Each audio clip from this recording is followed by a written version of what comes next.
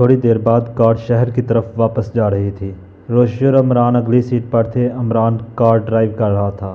پچھلی سیٹ پر ڈرائیور بے بس پڑا ہوا تھا۔ اس کے دونوں ہاتھ پشت پر اسی کی ٹائی سے باندھ دیے گئے تھے اور پیروں کو جکڑنے کے لیے عمران نے اپنی پیٹی استعمال کی تھی اور اس کے منہ میں 2 عدد رومال حلق تک ٹھونس دیے گئے تھے۔ سیٹ کے نیچے ایک لاش تھی جس کا چہرہ برتا ہو گیا تھا۔ کھڑکیوں کے شیشوں پر سیاہ پردے کھینچ دیے گئے تھے۔ روشی اس طرح خاموش تھی جیسے اس کی اپنی زندگی بھی خطرے میں ہو۔ وہ کافی دیر سے کچھ بولنے کی کوشش کر رہی تھی مگر ابھی تک اسے کامیابی نہیں نصیب ہوئی تھی۔ لیکن کب تک؟ کار میں پڑی ہوئی لاش اسے پاگلوں کی طرح چیخنے پر مجبور کر رہی تھی۔ میرا خیال ہے کہ اب تم سیدھے کوتوالی جاؤ گے، روشی نے کہا۔ ارے باپ رے! عمران خوفزدہ آواز میں بڑبڑایا۔ نہیں، تمہیں چلنا پڑے گا۔ کچھ نہیں، کوئی خاص بات نہیں، ہم جو کچھ بھی بیان دیں گے وہ غلط نہیں ہوگا۔ تم نے اپنی جان بچانے کے لیے اسے نیچے گرایا تھا۔ وہ تو سب ٹھیک ہے مگر پولیس کا چکر، نہیں، یہ میرے بس کا روگ نہیں۔ پھر لاش کا کیا ہوگا؟ تم نے اسے وہاں سے اٹھایا کیوں؟ ڈرائیور کو بھی وہیں چھوڑ آئے ہوتے۔ کار کو ہم شہر سے باہر ہی چھوڑ کر پیدل چلے جاتے۔ اس وقت کیوں نہیں دیا تھا مجھے مشورہ؟ عمران غصیلی آواز میں بولا۔ اب کیا ہو سکتا ہے؟ اب تو ہم شہر میں داخل ہو گئے ہیں۔ روشی کے ہاتھ پیر ڈھیلے ہو گئے۔ اس نے پیشانی سے پسینہ پونچھتے ہوئے کہا، اب بھی غنیمت ہے، پھر وہیں واپس چلو۔ تم مجھ سے زیادہ احمق معلوم ہوتی ہو۔ اس بار اگر 10-5 سے ملاقات ہو گئی تو میرا مربع بن جائے گا اور تمہاری جیلی۔ پھر کیا کرو گے؟ دیکھو، ایک بات سوجھ رہی ہے مگر تمہیں نہ بتاؤں گا ورنہ تم پھر کوئی ایسا مشورہ دو گی کہ مجھے اپنی عقل پر رونا آ جائے گا۔ روشی خاموش ہو گئی، اس لیے نہیں کہ لاجواب ہو گئی تھی بلکہ اس کا جسم بری طرح کانپ رہا تھا اور حلق میں کانٹے پڑ رہے تھے۔ عمران کار کو شہر کے ایک ایسے حصے میں لایا جہاں کرائے پر دیے جانے والے بہت سے گیراج تھے۔ اس نے ایک جگہ کار روک دی اور اتر کر ایک گیراج حاصل کرنے کے لیے گفت و شنید کرنے لگا۔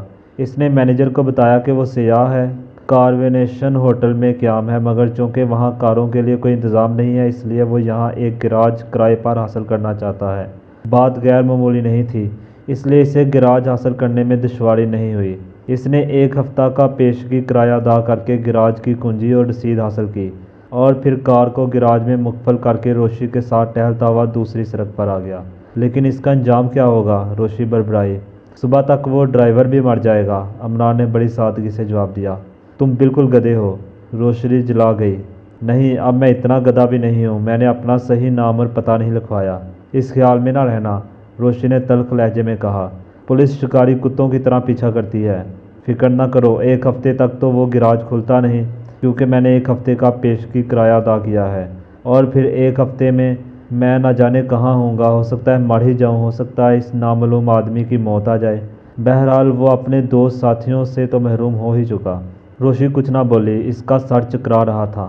عمران نے ایک گزرتی ہوئی ٹیکسی رکھوائی، روشی کے لیے دروازہ کھولا اور پھر خود بھی اندر بیٹھتا ہوا ڈرائیور سے بولا، واٹ ماربل؟ روشی آنکھیں پھاڑ پھاڑ کر اسے دیکھنے لگی۔ ہاں، عمران سر ہلا کر بولا، وہیں کھانا کھائیں گے، کافی پئیں گے اور تم 2-1 پیگ پی لینا، طبیعت سنبھل جائے گی۔ ویسے اگر چوئنگم پسند کرو تو ابھی دوں، اور ہاں، ہم وہاں 2-1 راؤنڈ رمبا بھی ناچیں گے۔ کیا تم سچ مچ پاگل ہو؟ روشی آہستہ سے بولی۔ ہائے، کبھی احمق، کبھی پاگل، اب میں اپنا گلا گھونٹ لوں گا۔ روشی خاموش ہو گئی۔ وہ اس سلسلے میں بہت کچھ کہنا چاہتی تھی لیکن اسے الفاظ نہیں مل رہے تھے۔ ذہنی انتشار اپنی انتہائی منزلیں طے کر رہا تھا۔ وہ واٹ ماربل میں پہنچ گئے۔ روشی کا دل چاہ رہا تھا کہ پاگلوں کی طرح چیختی ہوئی گھر کی طرف بھاگ جائے۔ عمران اسے ایک کیبن میں بٹھا کر باتھ روم کی طرف چلا گیا۔ باتھ روم کا تو صرف بہانہ تھا، وہ دراصل اس کیبن میں جانا چاہتا تھا جہاں گاہکوں کے استعمال کرنے کا فون تھا۔ اس نے وہ نمبر ڈائل کیے جن پر انسپکٹر جاوید سے ہر وقت رابطہ قائم کیا جا سکتا تھا۔ ہیلو، کون؟ انسپکٹر جاوید سے ملنا ہے۔ او، آپ ہیں؟ سنیے، میں علی عمران بول رہا ہوں۔ ہاں، دیکھیے، امیر گنج کے گراج نمبر 13 میں جو مقفل ہے، آپ کو نیلے رنگ کی ایک کار ملے گی۔ اس میں 2 شکار ہیں، ایک مر چکا ہے اور دوسرا شاید آپ کو زندہ ملے۔ گراج کی کنجی میرے پاس ہے، آپ تلاشی کا وارنٹ لے کر جائیے اور بے دریغ تالا توڑ دیجیے۔ ہاں ہاں، یہ اسی سلسلے کی کڑی ہے، مجھے یقین ہے کہ دونوں اسی کے آدمی ہیں۔ اور سنیے، کافی رازداری کی ضرورت ہے، اس واقعے کو راز ہی میں رہنا چاہیے، مکمل واقعات آپ کل صبح معلوم ہوں گے۔ اچھا، شب بخیر۔ عمران ریسیور رکھ کر روشی کے پاس واپس آ گیا۔ روشی کی حالت ابتر تھی۔ عمران نے کھانے سے قبل اسے شیری پلوائی، نتیجہ کسی حد تک اچھا ہی نکلا۔ روشی کے چہرے پر تازگی کے آثار نظر آنے لگے تھے، لیکن پھر بھی کھانا اس کے حلق سے نہیں اتر رہا تھا، اور وہ عمران کو حیرت سے دیکھ رہی تھی، جو کھانے پر اس طرح ٹوٹ پڑا تھا جیسے کئی دن سے بھوکا ہو، اور اس کے چہرے پر وہی پرانی حماقت طاری ہو گئی۔ تم بہت خاموش ہو، عمران نے سر اٹھائے بغیر روشی سے کہا۔ کچھ نہیں، کوئی خاص بات نہیں، روشی نے بے دلی سے کہا۔ رمبا کی کیا رہی؟ میں ناچنے کے موڈ میں ہوں، خدا کے لیے مجھے پریشان نہ کرو۔ تم عورت ہو یا ذرا مجھے بتاؤ، کیا میں ان کے ہاتھوں مارا جاتا؟ وہ ہمیں کہیں لے جا کر ہماری چٹنی بنا ڈالتے۔ میں اس موضوع پر گفتگو نہیں کرنا چاہتی، روشی نے اپنی پیشانی رگڑتے ہوئے کہا۔ میں خود نہیں کرنا چاہتا تھا، خود چھیڑتی ہو اور پھر ایسا لگتا ہے جیسے مجھے کھا جاؤ گی۔ عمران ڈیئر، سوچو تو اب کیا ہوگا؟ دوسرا بھی مر جائے گا، اور 2-4 دن بعد لاشوں کی بدبو پھیلے گی تو گراج کا تالا توڑ دیا جائے گا، اور پھر وہ پکڑا جائے گا جس کی وہ کار ہوگی۔ ہاں ہاں، اور جو تم انہیں اپنی شکل دکھائے ہو، روشی بنا کر بولی۔ گراج والوں کو؟ عمران نے پوچھا، اور روشی نے اس بات میں سر ہلا دیا۔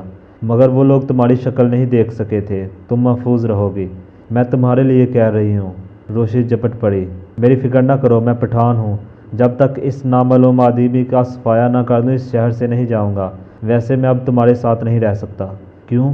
روشی سے گھورنے لگی۔ تم بات بات پر میری توہین کرتی ہو، احمق، پاگل، اور نہ جانے کیا کیا کہتی رہتی ہو۔ خود بور ہوتی ہو اور مجھے بور کرتی ہو۔ روشی کے ہونٹوں پر پھیکی سی مسکراہٹ نمودار۔ تم میرے ساتھ رمبا ناچو گی؟ عمران ایک ایک لفظ پر زور دیتا ہوا بولا۔ اچھا، روشی اٹھتی ہوئی بولی۔ چلو، لیکن یہ یاد رکھنا تم مجھے آج بہت پریشان کر رہے ہو۔ وہ دونوں ریکریشن ہال میں داخل ہوئے۔ درجنوں جوڑے رقص کر رہے تھے۔ تھوڑی دیر بعد عمران اور روشی بھی ان کی بھیڑ میں غائب ہو گئے۔ دوسرے دن عمران محکمہ سراغ رسانی کے سپرنٹینڈنٹ کے کمرے میں بیٹھا ہوا تھا۔ جس وقت وہ یہاں داخل ہوا تھا اس کے چہرے پر گھنی داڑھی تھی، اور چہرے پر کچھ اس قسم کا تقدس تھا کہ وہ کوئی نیک دل پادری معلوم ہوتا تھا۔ آنکھوں پر طریق شیشوں کی اینک تھی۔ داڑھی اب بھی موجود تھی، لیکن چشمہ اتار دیا گیا تھا۔ سپرنٹینڈنٹ وہ رپورٹ پا رہا تھا جو عمران نے پچھلی رات کے واقعات کے متعلق مرتب کی تھی۔ مگر جناب، سپرنٹینڈنٹ نے تھوڑی دیر بعد کہا، وہ کار چوری کی تھی۔ اس کی چوری کی رپورٹ 1 ہفتہ قبل کوتوالی میں درج کرائی گئی تھی۔ ٹھیک ہے، عمران سر ہلا کر بولا۔ اس قسم کی مہموں میں ایسی ہی کاریں استعمال کی جاتی ہیں۔ میرا خیال ہے کہ یہاں آئے دن کاریں چرائی جاتی ہوں گی۔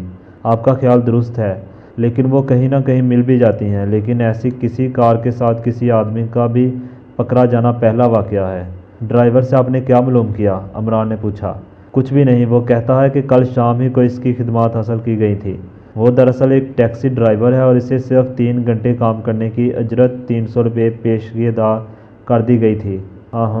تو اس کا یہ مطلب ہے کہ جس سے کچھ معلوم ہونے کی توقع کی جا سکتی ہے وہ ختم ہی ہو گیا۔ خیر، لیکن یہ تو معلوم کیا ہی جا سکتا ہے کہ مرنے والا کون تھا، کہاں رہتا تھا، کن حلقوں سے اس کا تعلق تھا۔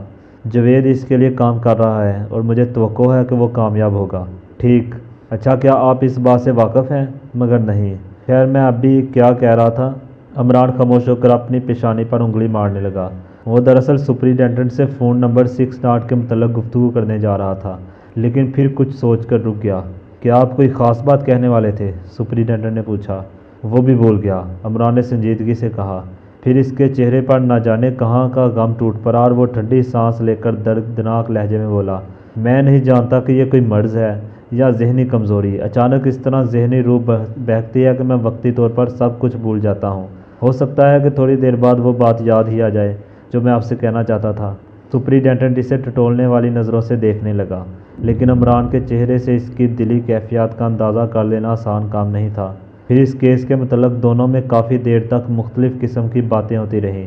سپرنٹینڈنٹ نے اسے بتایا کہ ABC ہوٹل کے 3 آدمی جعلی نوٹوں سمیت پکڑے گئے ہیں۔ عمران نے نوٹوں کے نمبر طلب کیے۔ سپرنٹینڈنٹ نے دراز سے لسٹ نکال کر اس کی طرف بڑھا دی۔ نہیں، عمران سر ہلا کر بولا، اس میں صرف وہی نمبر ہیں جو میں ہوٹل میں ہارا تھا۔ ایک بھی ایسا نمبر نظر نہیں آتا جو اس آدمی والے پیٹکوں سے تعلق رکھتا ہو۔ تب تو ہمیں تسلیم کرنا پڑے گا کہ ABC والوں کا اس سے کوئی تعلق نہیں۔ ظاہر ہے کہ اگر وہ ہوشیار ہو گیا تھا تو اسے ABC والوں کو بھی نوٹوں کے استعمال سے روک دینا چاہیے تھا۔ نہیں، اس کے بارے میں تو کچھ کہا ہی نہیں جا سکتا، عمران نے کہا۔ ہو سکتا ہے کہ تعلق ظاہر نہ کرنے ہی کے لیے اس نے دیدہ دانستہ ان آدمیوں کو پولیس کے چنگل میں دے دیا ہو۔ جی ہاں، یہ بھی ممکن ہے۔ سپرنٹینڈنٹ سر ہلانے لگا۔ فی الحال ہمیں ABC والوں کو نظر انداز کر دینا چاہیے، عمران نے کہا۔ لیکن اب آپ کیا کریں گے؟ سپرنٹینڈنٹ نے پوچھا۔ بتانا بہت مشکل ہے، میں پہلے سے کوئی طریقہ کار متعین نہیں کرتا، بس وقت پر جو سوچ جائے۔ پچھلی رات کے واقعات کا رد عمل کیا ہوتا ہے، اب اس کا منتظر ہوں۔ پھر عمران زیادہ دیر تک وہاں نہیں بیٹھا، کیونکہ ایک نیا خیال اس کے ذہن میں سر بار رہا تھا۔ وہ وہاں سے نکل کر ایک طرف چلنے لگا، لیکن ساتھ ہی ساتھ اس کا بھی اندازہ کرتا جا رہا تھا کہ کہیں کوئی اس کا تعاقب تو نہیں کر رہا۔ اس نے آج بھی سپرنٹینڈنٹ سے روشی کا تذکرہ نہیں کیا تھا، وہ اسے پس منظر ہی میں رکھنا چاہتا تھا۔ کچھ دور چل کر وہ ایک ٹیلی فون بوتھ کے سامنے رک گیا۔ اس نے مڑ کر دیکھا، دور دور تک کسی کا پتہ نہیں تھا۔ سڑک پر زیادہ چلتی ہوئی نہیں تھی، کبھی کبھار ایک آدھ کار گزر جاتی تھی یا کوئی راہ گیر چلتا ہوا نظر آ جاتا تھا۔ عمران بوتھ کا دروازہ کھول کر اندر چلا گیا اور پھر اسے اندر سے بولٹ کرنے کے بعد سوراخ میں سکہ ڈالا۔ دوسرے لمحے میں 6 کو ڈائل کر رہا تھا۔ ہیلو، دوسری طرف سے ایک باری آواز آئی۔ میں روشی بول رہی ہوں، عمران نے ماؤتھ پیس میں کہا۔ اگر اس وقت روشی یہاں موجود ہوتی تو اسے عمران کی آواز سن کر غش ضرور آ جاتا۔ روشی؟ ہاں، میں بہت پریشان ہوں۔ کیوں؟ اس نے پچھلی رات ایک آدمی کو مار ڈالا ہے، وہ ہماری کار کی اسٹپنی میں چھپ گیا تھا۔ پھر ایک جگہ اس نے پچھلا شیشہ توڑ کر ہمیں ریوالور دکھایا۔ میں نہیں کہہ سکتی کہ اسے اس نے کس طرح نیچے گرا دیا، عمران نے پورا واقعہ دہراتے ہوئے کہا۔ میں بہت پریشان تھی، میں نے اس سے کہا کہ پولیس کو اطلاع کر دے، مگر اس نے انکار کر دیا۔ میری سمجھ میں نہیں آ رہا تھا کہ کیا کروں۔ بہرحال میں نے گھبراہٹ میں پولیس کو فون کر دیا کہ فلاں نمبر کے گراج میں ایک لاش ہے، لیکن میں نے یہ نہیں بتایا کہ میں کون ہوں۔ اسے علم ہے کہ تم نے پولیس کو فون کیا ہے؟ نہیں، میں نے اسے نہیں بتایا، میں بہت پریشان ہوں۔ وہ کوئی خطرناک آدمی معلوم ہوتا ہے۔ کون ہے؟ یہ میں نہیں جانتی۔ تم اس وقت کہاں سے بول رہی ہو؟ یہ نہیں بتاؤں گی، مجھے تم سے بھی خوف معلوم ہوتا ہے۔ دوسری طرف سے ہلکے سے کہکے کی آواز آئی اور بولنے والے نے کہا، تم پبلک بوتھ نمبر 24 سے بول رہی ہو؟ اور عمران آنکھیں حیرت سے پھیل گئی۔ میں جا رہی ہوں، اس نے گھبرائے ہوئے لہجے میں کہا۔ نہیں، ٹھہرو، اسی میں تمہاری بہتری ہے، ورنہ جانتی ہو کہ کیا ہوگا اگر پولیس کے ہتھے چڑھ گئی تو؟ میرا تو تم سے کوئی جھگڑا نہیں، بلکہ تم کئی بار نادانستہ طور پر میرے کام بھی آ چکی ہو۔ میں تمہیں اس جنجال سے بچانا چاہتا ہوں۔ ہاں، تو میں یہ کہہ رہا تھا کہ تم بوتھ کے باہر ٹھہرو، آدھ گھنٹے کے اندر ہی اندر میرا ایک آدمی وہاں پہنچ جائے گا۔ کیوں؟ نہیں نہیں، عمران نے احتجاجاً کہا، میں بالکل بے قصور ہوں، میں کیا کروں؟ وہ خواہ مخواہ میرے گلے پڑ گیا ہے۔ ڈرو نہیں روشی، بولنے والے نے اسے چمکار کر کہا، میں تمہاری مدد کرنا چاہتا ہوں، اسی میں تمہاری بہتری ہے۔ عمران نے فوراً ہی جواب نہیں دیا۔ ہیلو، دوسری طرف سے آواز آئی۔ ہیلو، عمران کپکپائی ہوئی آواز میں بولا۔ اچھا، میں انتظار کروں گی، لیکن مجھے یقین ہے کہ یہ میری زندگی کا آخری دن ہے۔ بہت ڈر گئی ہو، کہکے کے ساتھ کہا گیا۔ ارے اگر میں تمہیں مارنا چاہتا تو تم اب تک زندہ نہ ہوتی۔ اچھا، تم وہیں انتظار کرو۔ سلسلہ منقطع کر دیا گیا۔ عمران بوتھ سے نکل آیا، اس کے ہونٹوں پر شرارت انگیز مسکراہٹ تھی، اور داڑھی میں یہ مسکراہٹ نہ جانے کیوں خطرناک معلوم ہو رہی تھی۔ آدھے گھنٹے تک اسے انتظار کرنا تھا۔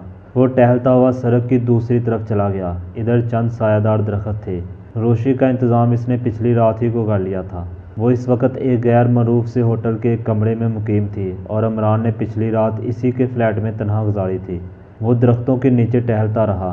بار بار اس کی نظر کلائی کی گھڑی کی طرف اٹھ جاتی۔ 20 منٹ گزر گئے، اب وہ پھر بوتھ کی طرف جا رہا تھا۔ زیادہ دیر نہیں گزری تھی کہ اس نے محسوس کیا کہ ایک کار قریب ہی اس کی پشت پر آ کر رکی ہے۔ اچانک عمران پر کھانسیوں کا دورہ پڑا۔ وہ پیٹ دبائے ہوئے جھک کر کھانسنے لگا، پھر سیدھا کھڑا ہو کر بوتھ کی طرف مکہ لہراتا ہوا غصیلی آواز میں بولا، سالی کبھی تو باہر نکلو گی؟ کیا بات ہے جناب؟ کسی نے پشت سے کہا۔ عمران چونک کر مڑا۔ اس کے 3 یا 4 فٹ کے فاصلے پر ایک وجیح جوان کھڑا تھا، اور سڑک پر ایک خالی کار موجود تھی۔ کیا بتاؤ جناب؟ عمران اس طرح بولا جیسے کھانسیوں کے دورے کے نتیجے میں اس کی سانسیں الجھ رہی ہوں۔ وہ چند لمحے ہانپتا رہا، پھر بولا، 1 گھنٹے سے اندر گھسی ہوئی ہے۔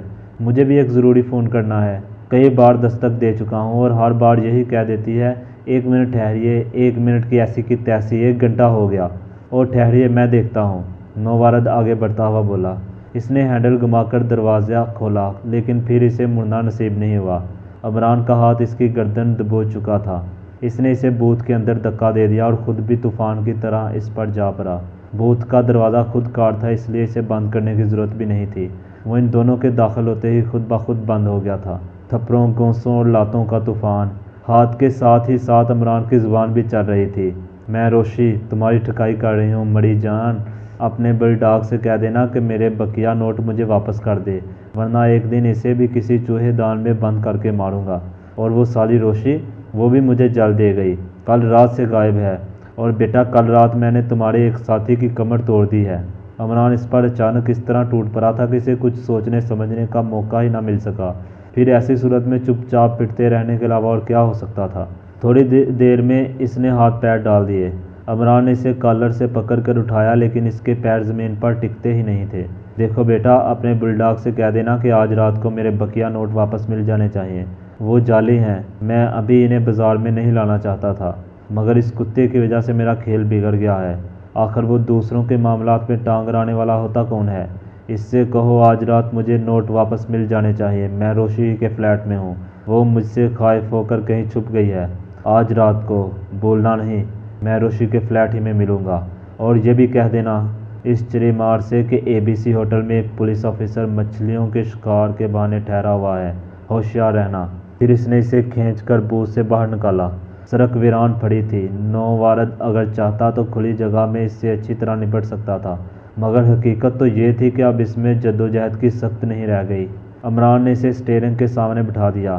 جاؤ اب دفع ہو جاؤ، عمران نے کہا، ورنہ ہو سکتا ہے کہ مجھے تم پر پھر پیار آنے لگے۔ اپنے بل ڈاگ تک میرا پیغام ضرور پہنچا دینا، نہیں تو پھر جانتے ہو مجھے جہاں بھی اندھیرے اجالے مل گئے تمہارا آملیٹ بنا کر رکھ دوں گا۔ ہدہد کو عمران نے بالکل اپنے رنگ میں ڈالنے کی کوشش کی تھی۔ وہ سچ مچ تھوڑا سا بیوقوف تھا لیکن عمران کے اشارے پر بالکل مشین کی طرح کام کرتا تھا۔ کاہل اور سست ہونے کے باوجود بھی کام کے وقت اس میں کافی پھرتیلا پن آ جاتا تھا، مگر اس کام سے وہ بری طرح بیزار تھا جو آج کل اسے سونپا گیا تھا۔ وہ اس کام کو بھی کسی حد تک برداشت کر سکتا تھا مگر کم از کم ABC ہوٹل میں قیام کرنے کے لیے تیار نہیں تھا۔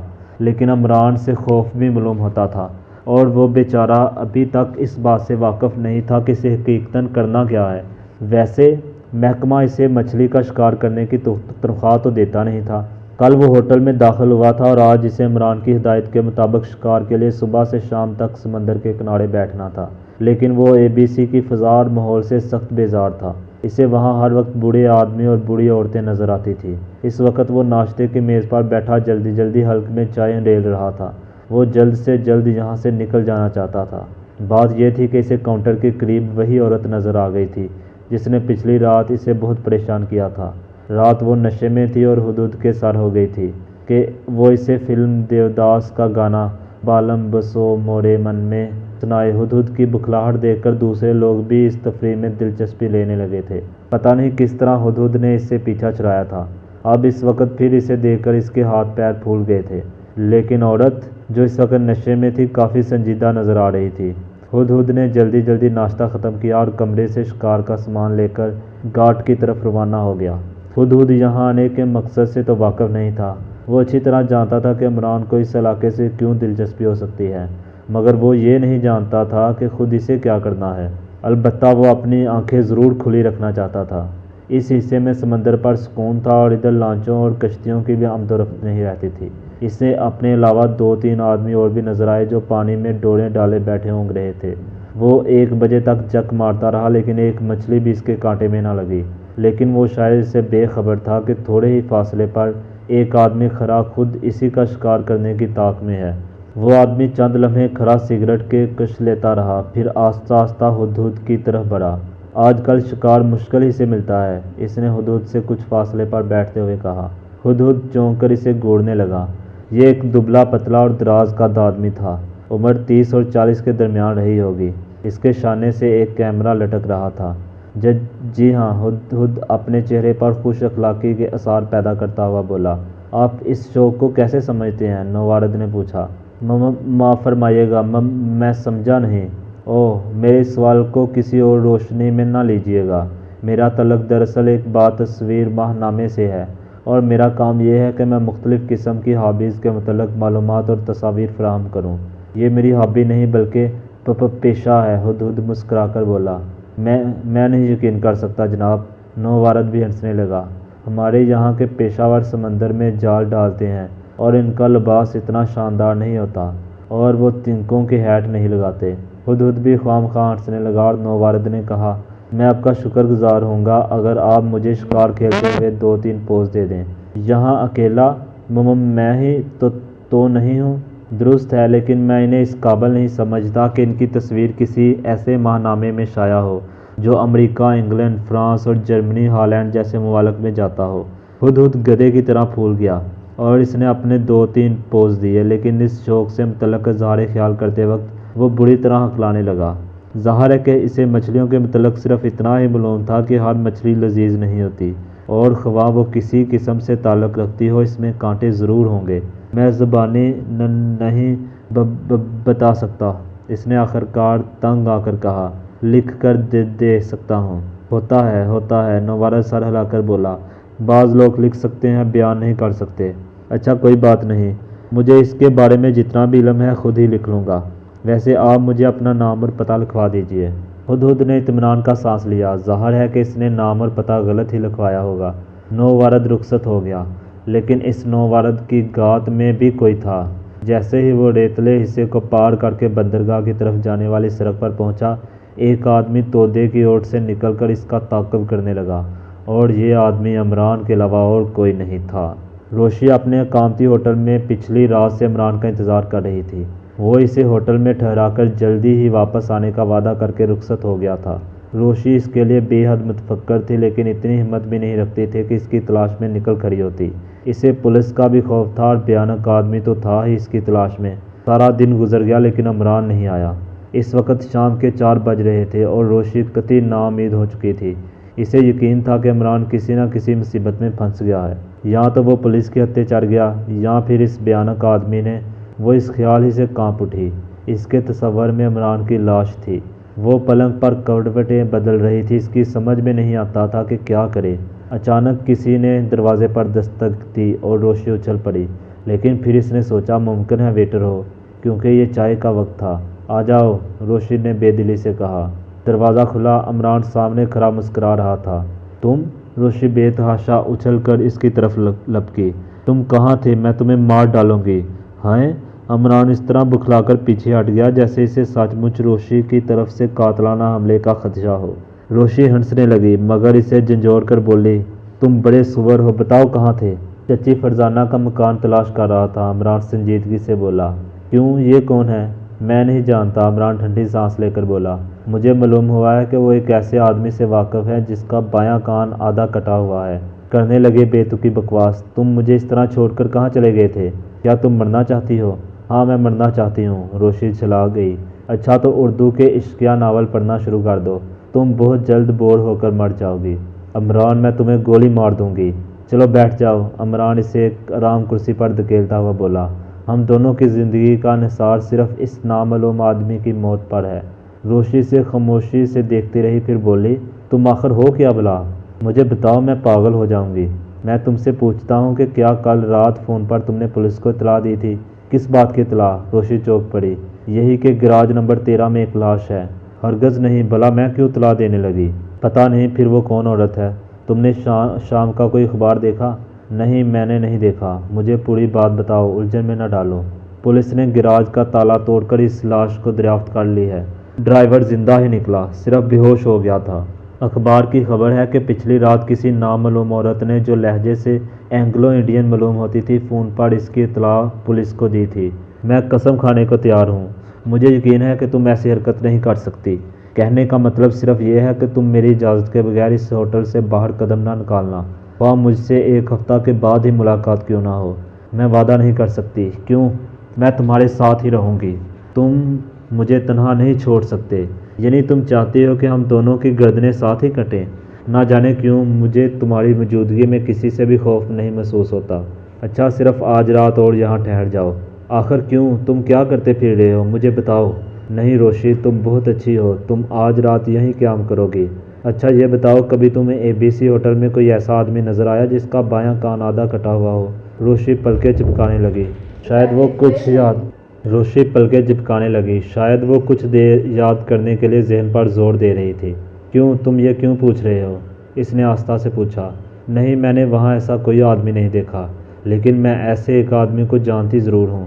ABC سے تعلق ہے اس کا؟ عمران نے پوچھا۔ نہیں، وہ اس حیثیت کا آدمی نہیں ہے کہ اس کا گزر ABC جیسی مہنگی جگہوں پر ہو سکے۔ وہ ماہی گیروں کی ایک کشتی پر ملازم ہے۔ تمہیں یقین ہے کہ اس کا بایاں کان کٹا ہوا ہے؟ ہاں، لیکن تم ٹھہرو، مجھے بتاؤ کہ اس وقت کہاں ملے گا۔ میں بھلا کیسے بتا سکتی ہوں، مجھے اس کا گھر نہیں معلوم۔ تو اس کشتی کا پتہ نشان بتاؤ جس پر کام کرتا ہے۔ Harsh field fisheries. Harsh field fisheries? Imran نے ایک طویل سانس لے کر آہستہ سے دہرایا، پھر اٹھتا ہوا بولا، اچھا ٹاٹا، کل صبح ملاقات ہوگی۔ ٹھہرو، مجھے بتاؤ کہ تم کس چکر میں ہو۔ میں اپنے بقیہ نوٹ واپس لینا چاہتا ہوں۔ کچھ بھی ہو، روشی سے گھورتی ہوئی بولی، اب تم مجھے اتنے احمق نہیں معلوم ہوتے جتنے اس شام ABC میں معلوم ہوتے تھے۔ پھر احمق کہا، تم خود احمق۔ عمران سے غصہ دکھاتا ہوا کمرے سے نکل گیا۔ روشی کا فلیٹ آج رات بہت زیادہ روشن نظر آ رہا تھا۔ عمران نے چند مزید بلبوں کا اضافہ کیا تھا اور فلیٹ میں تنہا تھا۔ اگر اس کے محکمے کے کسی آدمی کو اس کی ان حرکات کا علم ہو جاتا تو وہ اسے قطعی دیوانہ اور خبطی تصور کر لیتا۔ آج دن بھر وہ غلطیوں پر غلطیاں کرتا رہا تھا۔ مجرموں میں سے ایک کا ہاتھ آ جانا اور پھر اسے صرف معمولی سی مرمت کر کے واپس کر دینا اصولاً ایک بہت بڑی غلطی تھی۔ ہونا تو یہ چاہیے تھا کہ عمران اسے باقاعدہ طور پر گرفتار کر کے اس کے دوسرے ساتھیوں کی نشاندہی پر مجبور کر دیتا۔ پھر اس نے اسے ہدہد کے وجود سے آگاہ کر دیا، بلکہ اپنے متعلق بھی بتا دیا کہ روشی کے فلیٹ ہی میں رات بسر کرے گا، اور اب اس میں اس طرح چراغاں کیے بیٹھا تھا جیسے کسی خاص تقریب کے انتظامات میں مشغول ہو۔ کلاک نے 12 بجائے اور اس نے دروازوں کی طرف دیکھا جو کھلے ہوئے تھے، لیکن اسے کلاک کی ٹک ٹک کے علاوہ اور کوئی آواز نہ سنائی دی۔ دروازے تو کیا آج اس نے کھڑکیاں تک کھلی رکھی تھی، حالانکہ آج سردی شباب پر تھی۔ اچانک اسے راہداری میں قدموں کی آواز سنائی دی جو رفتہ رفتہ نزدیک ہوتی جا رہی تھی۔ پھر کسی نے گنگنا کر کہا، روشی ڈارلنگ۔ دوسرے ہی لمحے میں ایک نوعمر آدمی دروازے میں کھڑا احمقوں کی طرح پلکیں جھپکا رہا تھا۔ فرمائیے، عمران بڑے دل آویز انداز میں مسکرایا۔ اوہ معاف کیجیے گا، اس نے شرماتے ہوئے لہجے میں کہا، یہاں پہلے روشی رہتی تھی، اب بھی رہتی ہے، تشریف لائیے۔ عمران بولا۔ نوجوان کمرے میں چلا گیا۔ روشی کہاں ہے؟ وہ آج کل اپنی خالہ کے یہاں مرغیوں کی دیکھ بھال کا طریقہ سیکھ رہی ہے۔ آپ کون ہیں؟ میں ایک شریف آدمی ہوں۔ نوجوان نے روشی کو آواز دی۔ میں کہہ رہا ہوں نا کہ وہ اس وقت یہاں نہیں ہے، عمران بولا۔ ارے وہ بڑی شریر ہے، نوجوان ہنس کر بولا، میری آواز سن کر چھپ گئی ہے، خیر میں ڈھونڈ لیتا ہوں۔ نوجوان بڑی بے تکلفی سے روشی کی خوابگاہ میں داخل ہو گیا۔ عمران اس کے پیچھے پیچھے چل رہا تھا۔ نوجوان نے 2-3 منٹ کے اندر ہی اندر پورے فلیٹ کی تلاشی لے ڈالی، پھر دوسری طرف کی تاریک راہداری میں ٹارچ کی روشنی ڈالنے لگا۔ بس کرو میرے لال، عمران اس کے کندھے پر ہاتھ رکھتا ہوا بولا، ابھی تمہارے منہ سے دودھ کی بو آتی ہے۔ کیا مطلب؟ نوجوان جلا کر مڑا۔ مطلب بھی بتاؤں گا، آؤ میرے ساتھ، عمران نے کہا اور پھر اسے بیٹھنے کے کمرے میں واپس لایا۔ نوجوان اسے قہر آلود نظروں سے گھور رہا تھا۔ تشریف رکھیے جناب، عمران نے غیر متوقع طور پر خوش اخلاقی کا مظاہرہ کیا۔ ابھی تم نے کیا کہا تھا؟ نوجوان نے جلائے ہوئے لہجے میں کہا۔ میں نے عرض کیا تھا کہ آپ تلاشی لے چکے اور اب آپ کو اطمینان ہو گیا کہ میرے ساتھ دوسرے آدمی نہیں ہیں۔ اب تشریف لے جائیے اور اپنے بل ڈاگ سے کہہ دیجئے کہ میرے نوٹ مجھے واپس کر دے۔ میں بہت برا آدمی ہوں، اپنے ساتھ بیر بار نہیں رکھتا، تنہا کام کرتا ہوں۔ میں اس وقت اس فلیٹ میں تنہا ہوں، لیکن میرا دعویٰ ہے کہ تمہارا بل ڈاگ میرا بال بھی بیکا نہیں کر سکتا۔ یہ دیکھو، میں نے سارے دروازے کھول رکھے ہیں اور سارے بلب روشن ہیں، لیکن کچھ نہیں۔ میں نہیں سمجھا کہ آپ کیا کہہ رہے ہیں۔ جاؤ یار، بیجا نہ چاٹو، اسے میرا پیغام پہنچا دو جس نے تمہیں بھیجا ہے۔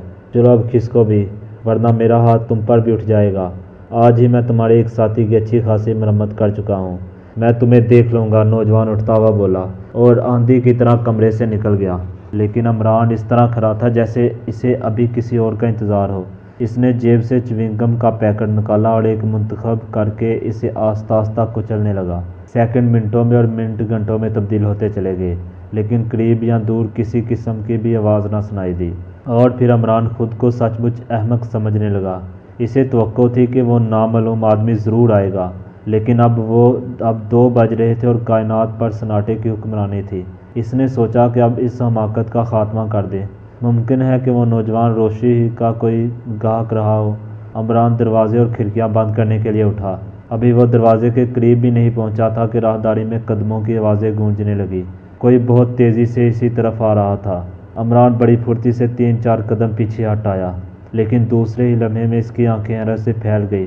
روشی دروازے میں کھڑی بری طرح ہانپ رہی تھی، لیکن اس کے چہرے پر پریشانی کے آثار نہیں تھے۔ تم نے میرا کہنا نہیں مانا، عمران آنکھیں نکال کر بولا۔ بس تم اسی طرح بکواس کیا کرو۔ रोशी एक सोफे पर गिरती हुई बोली, फिर अपना वैंटी बैग खोलकर 2 पैकेट निकाले और इन्हें इमरान की तरफ उछालते हुए कहा, अपने बकिया 2 पैकेट भी संभालो। इमरान ने पैकेटों को उल्ट पुल्ट कर देखा और फिर हैरत से रोशी की तरफ देखने लगा। कुछ देर कबल मेरा हार्ट फेल होते होते बचा, रोशी ने कहा। क्यों, तुम्हें ये पैकेट कहाँ से मिले? बताती हूँ, ज़रा दम लेने दो, रोशी ने कहा और उठकर अलमारी से विस्की की बोतल निकाली। बड़े गिलास में 6 उंगल खालस विस्की लेकर इसकी चुस्कियाँ लेने लगी। फिर इसने रुमाल से होंठ खुश करते हुए कहा, मुझे नींद नहीं आ रही थी। ठीक 1 बजे किसी ने दरवाजे पर दस्तक दी। मैं समझी शायद तुम हो। मैंने उठकर दरवाज़ा खोल दिया, लेकिन वो तुम नहीं थे, एक दूसरा आदमी था। इसने मुझे ये 2 पैकेट दिए और एक लिफाफा जिस पर मेरा नाम लिखा हुआ था, और फिर इसने मुझे पूछने की मोहलत ही नहीं दी, चुपचाप वहाँ वापस चला गया। रोशी ने वैंटी बैग से वो लिफाफा भी निकाल कर इमरान की तरफ बढ़ा दिया। इमरान ने लिफाफे से ख़त निकाल कर मेज़ पर फैलाते हुए एक तवील सांस ली। तहरीर था, रोशी, तुम्हारे दोस्त के बकिया 2 पैकेट रवाना कर रहा हूँ, लेकिन तुम इन्हें खोल कर देखोगी नहीं। होटल के बाहर एक नीले रंग की कार मौजूद है, चुपचाप इसमें बैठ जाओ, वो तुम्हें तुम्हारे फ्लैट तक पहुँचा देगी।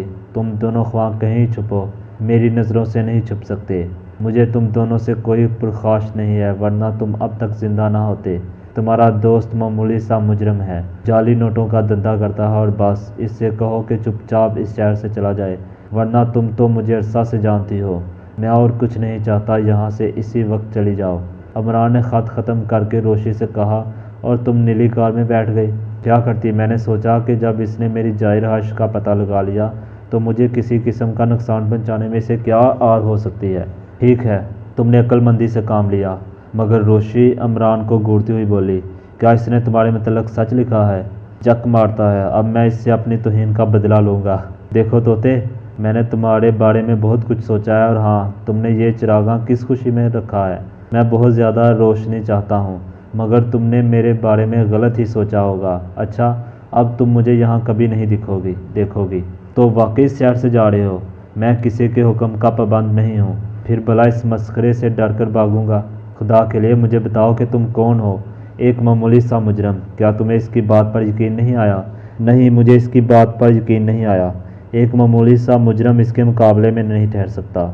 यहाँ के अच्छे अच्छे दिल गुर्दे वाले इसके तसव्वुर से ही कांपते हैं। तुम मेरे पेशे से वाकिफ़ ही हो, हर किस्म के आदमियों से साबका पड़ता है। मैं एक शरीफ आदमी हूँ। मम्मी और डैडी बचपन ही से मुझे इसका यकीन दिलाते रहे हैं, इमरान ने मगमूम लहजे में कहा। वैसे मैं कभी कभी सचमुच हमाकतें कर बैठता हूँ, जैसे आज। इमरान ने अपना टेलीफोन बूथ वाला कारनामा दोहराया और रोशी बेतहाशा हंसने लगी। इसने कहा, तुम झूठे हो, तुमने मेरी आवाज़ की नकल कैसे उतारी होगी? इस तरह, इसमें मुश्किल ही क्या है? इमरान ने हूबहू रोशी के लहजे और आवाज़ की नकल उतारी। रोशी चंद लम्हे से हैरत से देखती रही, फिर बोली, मगर इस हरकत का मकसद क्या था? तफरीह, और क्या कहोगी? मगर नतीजा देखो कि इसने खुद ही पैकेट वापस कर दिए। तुम्हारी अक्ल खब्त हो गई है, रोशी ने कहा। मुझे इसमें भी कोई चाल मालूम होती है, हो सकता है। बहरहाल मैं जानता हूँ कि इसके आदमी हर वक्त पीछे लगे रहते हैं, और इसे तुम्हारा पता कैसे मालूम होता? यही मैं भी सोच रही थी। ये इसी वक्त की बात है जब मैं आज शाम तुमसे मिला था। मेरे ही ज़रिए वो तुम तक पहुंचा होगा। मगर इमरान, वो आदमी जो इन पैकेटों को लाया था, जानते हो वो कौन था? मुझे हैरत है, वो वही कान कटा माहगीर था जिसके बारे में तुम पूछ रहे थे। इमरान संभल कर बैठ गया। क्या वो तुम्हें पहचानता है? इसने पूछा। यकीन के साथ नहीं कह सकती। नहीं, मुझे पहले कभी इससे बातचीत का भी इत्तेफाक नहीं हुआ। इमरान की पेशानी पर शिकनें उभर आईं। वो कुछ सोच रहा था। थोड़ी देर बाद इसने एक तवील अंगड़ाई लेकर कहा, जाओ अब सो जाओ, मुझे भी नींद आ रही है, और अगर अब भी मुझे बोर करोगी तो वक्त यहाँ से चला जाऊँगा। रोशी चुपचाप उठी और अपनी ख्वाबगाह में चली गई। इमरान दरवाजे पर खिड़कियाँ बंद करने के बाद थोड़ी देर तक च्युइंगम से शुगल करता रहा, फिर नोटों के पैकेट खोल दिए। इसे तवक्को थी कि इन पैकेटों में कुछ ना कुछ ज़रूर होगा, क्योंकि रोशी को इसके ख़त में पैकेटों को ना खोलने की हिदायत की गई थी। इसका ख्याल सही निकला। एक पैकेट में नोटों के दरमियान एक तय किया हुआ कागज़ का टुकड़ा नज़र आया। यह भी एक ख़त था, लेकिन इसमें इमरान को मुखातब किया गया था। दोस्त, बड़े जाले मालूम होते हो, साथ ही शातिर भी, मगर जाली नोटों का धंधा छिछोरापन है। अगर तरक्की की ख्वाहिश हो तो कल रात को 11 बजे इसी वीराने में मिलो जहां मैंने तुम पर पहला हमला किया था। ABC होटल वाले शिकारी के मुतल्लिक़ इत्तला फराहम करने का शुक्रिया। اس نے صرف مچھلیوں کے شکار کے لیے وہاں قیام کیا ہے، لیکن مچھلیوں کے شکار کے متعلق کچھ بھی نہیں جانتا۔ تو کل رات کو تم ضرور مل رہے ہو، میں انتظار کروں گا۔ عمران نے خط کو پرزے پرزے کر کر آتش دان میں ڈال دیا۔ اس کے ہونٹوں پر ایک شیطانی مسکراہٹ رقص کر رہی تھی۔ وہ اٹھا اور دبے پاؤں روشی کے فلیٹ سے نکل گیا۔